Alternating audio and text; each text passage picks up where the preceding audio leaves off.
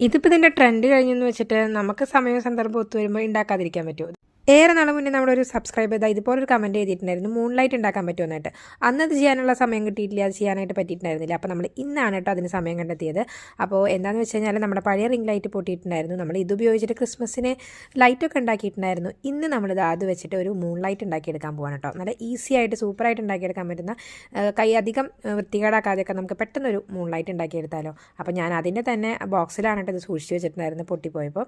അപ്പോൾ അതിൻ്റെ തന്നെ ആ ബോക്സ് വെട്ടിയെടുത്തിട്ട് ഒരു സർക്കിൾ ഷേപ്പിൽ മുറിച്ചെടുത്തിട്ടുണ്ട്. ഒരു കഷ്ണം കൂടി വേണം ഇതിൻ്റെ ടോപ്പിൽ വെക്കാനായിട്ട്. ഇതുപോലെ റിങ്ങും. അത് കഴിഞ്ഞിട്ട് നമ്മളിതാ ഈ ഫ്ലാറ്റ് ആയിട്ടുള്ള ഈ കാർഡ്ബോർഡ് ബോക്സിന് മുകളിൽ കുറച്ച് പശ തേച്ചിട്ട് കുറച്ച് ടിഷ്യൂ പേപ്പറാണ് കേട്ടോ ഒട്ടിച്ചെടുക്കാൻ പോകുന്നത്. അപ്പോൾ ഞാൻ സിമെൻറ്റോ വേറെ ക്ലേയോ കാര്യങ്ങളൊന്നുമല്ല, നമ്മൾ ഇതുപോലെ വൈറ്റ് ടിഷ്യൂ വെച്ചിട്ടാണ് ആ മൂണിൻ്റെ ഒരു സ്ട്രക്ചർ ക്രിയേറ്റ് ചെയ്തെടുക്കാൻ പോകുന്നത്. അപ്പോൾ ഇതാ ഇതുപോലെ ആദ്യം ഒന്ന് ഫ്ലാറ്റായിട്ട് ഒട്ടിച്ച് കൊടുത്തിട്ടുണ്ട് സെൻറ്ററിലായിട്ട്. പിന്നെ ഇതാ ഇതുപോലെ ടിഷ്യൂ പേപ്പർ നൈസായിട്ടൊന്നിങ്ങനെ ചുരുട്ടി എടുത്തിട്ട് ഇതാ സൈഡിലൊക്കെ ഒന്ന് ഒട്ടിച്ച് കൊടുത്തു. അതുപോലെ നല്ല പശയൊക്കെ വെച്ചിട്ട് കറക്റ്റായിട്ട് നിൽക്കുന്നുണ്ടായിരുന്നു കേട്ടോ. ഇനി ആ ഫൈനൽ ലുക്ക് കിട്ടുമ്പോൾ നിങ്ങൾ എന്തായാലും ഇഷ്ടപ്പെടും. ഞാൻ തന്നെ വണ്ടടിച്ച് പോയി, ഇതെന്താ ഞാൻ മുന്നേ ഉണ്ടാക്കാമെന്ന് എനിക്ക് തോന്നിപ്പോയി. കാരണം പിള്ളേർ കുറേ ആയി പറയുന്നത് ബെഡ്റൂമിൽ ഇതുപോലെ ഒരു മൂൺലൈറ്റ് വെക്കാം എന്നൊക്കെ. അപ്പോൾ അന്ന് നമ്മൾ വാങ്ങിക്കാനൊക്കെ വെച്ചാൽ നല്ല കോസ്റ്റ്ലി ആയിരിക്കും. അപ്പോൾ ഇന്ന് നമ്മളതിതൊന്ന് ഉണ്ടാക്കിയെടുക്കാൻ നോക്കി. ഈ മൂൺ സർഫേസിൽ കുറച്ച് ഡിപ്രഷൻസ് ഉണ്ടാക്കിയെടുക്കണം. അതിനായിട്ട് നമ്മൾ ഇതുപോലെ സർക്കിൾ ഷേപ്പിൽ പശ വെച്ചിട്ട് അതിൻ്റെ മുകളിലായിട്ട് ഇതുപോലെ റിങ് പോലെ നമ്മൾ ടിഷ്യൂ പേപ്പർ തന്നെയാണ് കേട്ടോ ഒട്ടിച്ചെടുക്കുന്നത്.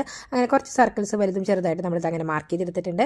ഇനി ഇതൊന്നും കൂടി കവർ ചെയ്തിട്ട് ടിഷ്യൂ പേപ്പർ വെച്ചിട്ട് ഒന്നിങ്ങനെ കവർ ചെയ്തെടുക്കുന്നുണ്ട് എല്ലാ ഭാഗവും. പിന്നെ അതിലത്തെ ഉള്ളിലത്തെ കുഴിയും സൈഡിൽ കുറച്ചും കൂടി ഇങ്ങനെ ചുളിവൊക്കെ കാണാനായിട്ട് നമ്മൾ കൈ കൊണ്ട് ഒന്നിങ്ങനെ തിരിച്ചു കൊടുത്തിട്ട് ആ ഷേപ്പൊക്കെ നാക്കിയെടുക്കുന്നുണ്ട് കേട്ടോ. അത് എൻ്റെ റിംഗ് ലൈറ്റ് ഇതുപോലെ കമിഴ്ത്തി ഒട്ടിച്ച് കൊടുത്തിട്ടുണ്ട്. മോൾ ഭാഗത്ത് ആ ഒരു റിംഗ് ഷേപ്പുള്ള കാർഡ്ബോർഡ് ഒട്ടിച്ച് കൊടുത്ത് ഉള്ളിൽ പെയിൻറ്റ് ഒഴിച്ച് കുറച്ച് ഡാർക്ക് ഷെയ്ഡ് ഒഴിച്ച് കൊടുത്തു. അപ്പോൾ സംഭവം റെഡി ആയിട്ടുണ്ട്. ഇനി നമുക്കൊന്ന് കത്തിച്ച് നോക്കിയാലോ. അപ്പോൾ ആ സംഭവം കത്തുന്നുണ്ട് കേട്ടോ. കത്താനൊന്നും കുഴപ്പമുണ്ടായിരുന്നില്ല, ആ സ്റ്റാൻഡിൽ നിന്ന് പൊട്ടിപ്പോകുന്ന ഒരു കുഴപ്പം മാത്രമേ റിംഗ് ലൈറ്റ് ഉണ്ടായിരുന്നുള്ളൂ കേട്ടോ. കണ്ടോ, നല്ല ഭംഗിയുണ്ട്. ഇത് ഇരുട്ടത്ത് കാണാൻ വെച്ചാൽ ഇതിലും ഭംഗിയാണ്. കണ്ടോ, എനിക്ക് നല്ലതായിട്ട് ഇഷ്ടപ്പെട്ടു. നിങ്ങൾക്ക് ഇഷ്ടപ്പെട്ട കമൻറ്റ് ചെയ്യാൻ മറക്കരുത്. ഒരു ഹാർട്ട് കമൻറ്റ് സപ്പോർട്ട് ചെയ്യുക. ഡെയിലി നമ്മുടെ വീഡിയോക്ക് കമൻറ്റ് ചെയ്യുന്ന എല്ലാവർക്കും ഒരുപാട് നന്ദി. അത് മൂൺലൈറ്റ് ഉണ്ടാക്കാമെന്ന് ചോദിച്ചാൽ ആ കുട്ടി സബ്സ്ക്രൈബർക്ക് ഇത് കണ്ടപ്പോൾ ഇഷ്ടപ്പെട്ടു എന്ന് വിചാരിക്കുന്നു. അപ്പോൾ എന്തായാലും ഉണ്ടാക്കി നോക്കുക. ചിലപ്പോൾ റിംഗ് ലൈറ്റ് ഒക്കെ ഉണ്ടെങ്കിൽ. അപ്പോൾ ഇഷ്ടപ്പെട്ട് ലൈക്ക് ചെയ്യാൻ മറക്കരുത്. അപ്പോൾ പിന്നെ കാണാം.